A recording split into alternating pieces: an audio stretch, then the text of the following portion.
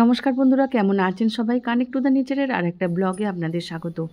আজকে সকালবেলা বাগানে গিয়ে ছাদে উঠে সেখান থেকে বেশ কিছু সজনা শাক আমি নিয়ে এসেছি।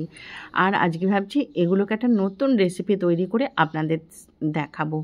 আর আপনারা তো জানেন সজনা শাক খুবই উপকার।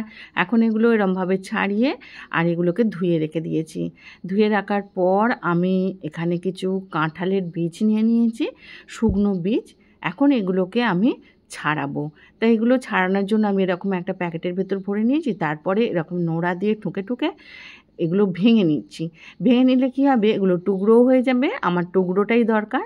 আর এর খোলাগুলো খুব ইজিভাবে ছাড়িয়ে যাবে। আপনারা যদি কোনো সবজিতে বা ডালে এই কাঁঠালের বীজ ব্যবহার করেন, তখন এইভাবে আপনারা ছাড়িয়ে নেবেন, খুব তাড়াতাড়ি ছাড়িয়ে যাবে। আর দেখুন বীজের যে খোলাগুলো, সেগুলো কত ইজিভাবে এখান থেকে খুলে যাচ্ছে, নইলে নোকে খুব লাগে ছাড়াতে গেলে। তাই এইভাবে আপনারা ছাড়িয়ে নেবেন। এখন দেখুন এরকম হয়ে গেছে। আমি এগুলোকে একটু ধুয়ে নেব।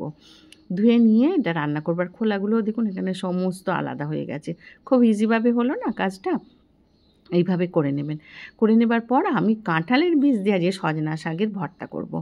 আর এটা কিভাবে করব সেটা দেখাচ্ছি। আমি কড়াইতে তেল দিয়ে নিলাম। তেল দেবার পর আমি এখানে কয়েকটা শুকনো লঙ্কা দিচ্ছি। এটা না শুকনো লঙ্কা বেশ গন্ধটা খুব ভালো লাগে। তারপর রসুন দিয়ে দিলাম কয়েকটা। তারপরে একটা বড় পেঁয়াজকে এখানে দিয়ে দিয়েছি। দিয়ে এগুলো একটু ভেজে নেব। ভেজে নেবার পরে কাঁঠালের বীজগুলো দিয়ে দিলাম। বীজগুলো দিয়ে ভালো করে ভাজতে থাকবো। ভাজতে ভাজতেই কাঁঠালের বীজগুলো কিন্তু সিদ্ধ হয়ে যাবে।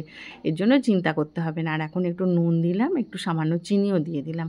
যেহেতু এর মধ্যে শাক পড়বে তাই চিনি দিয়ে দিলাম। এখন হলুদ দিয়ে দিচ্ছি। হলুদ দিয়ে এরপরে আমি যেটা করব, এখানে যে সজনা শাকগুলো আছে সেগুলো দিয়ে দেব। তার আগে আমি দেখাচ্ছি, দেখুন এটা মোটামুটি আমার এটা ভাজা হয়ে গেছে আর কাঁঠালের বীজগুলো সিদ্ধ হয়ে গেছে ভাজতে ভাজতে। এইভাবে আপনারা একবার করে দেখবেন, এটা খুব ভালো লাগে খেতে। একেবারে নতুন রেসিপি এটা, কোথাও আপনারা এই রেসিপিটা পাবেন না। আপনারা একবার করে দেখবেন, খুব ভালো লাগবে। আর সজনা শাক তো আপনারা জানেন এক এক জায়গায় এক এক নামে এটা ডাকা হয়। কোথাও বলে আমরা যেমন সজনা বলি, কোথাও বলে মরিঙ্গা, কোথাও আবার বলে ড্রামস্টিক, এইভাবে একে ডাকা হয়। এই গাছের পাতায় অনেক গুণ আছে।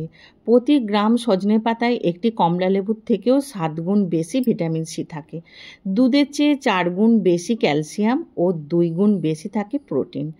গাজরের চেয়ে 4 গুণ বেশি ভিটামিন ও কলার থেকে 3 গুণ বেশি পটাশিয়াম এতে থাকে। ফলে এতে অন্ধত্ব, রক্ত স্বল্পতা, এইসব যে রোগ হয়, ভিটামিনজনিত যে সমস্ত রোগ হয়, সেগুলো কিন্তু দূর করে। সজনা পাতাতে রয়েছে ভিটামিন সি, যা অ্যান্টিঅক্সিডেন্ট হিসেবে কাজ করে। আবার অ্যান্টিঅক্সিডেন্ট থাকায় এই ত্বকের বয়সের ছাপটা দ্রুত পড়তে দেয় না।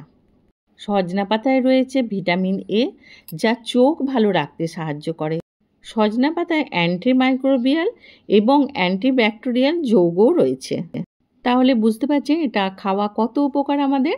এখন আপনারা দেখলেন এটাকে সম্পূর্ণ আমি ভেজে একটু ঠান্ডা করে নিলাম। ঠান্ডা করে নিয়ে এখন আমি এটা মিক্সিতে পেস্ট করে নেব। এটা পেস্ট করলে এটা হজম শক্তিও বাড়বে, এটা খাবার টেস্টটাও কিন্তু অন্যরকম হয়ে যাবে। সজনা পাতা সাধারণত রান্না করতে গেলে এগুলো কিন্তু খুব একটা গলে যায় না, পাতাগুলো অন্যান্য শাকের মতো। তাই এইভাবে আপনারা করে নিন, করে নিয়ে পেস্ট করে নিয়ে পরিবেশন করুন।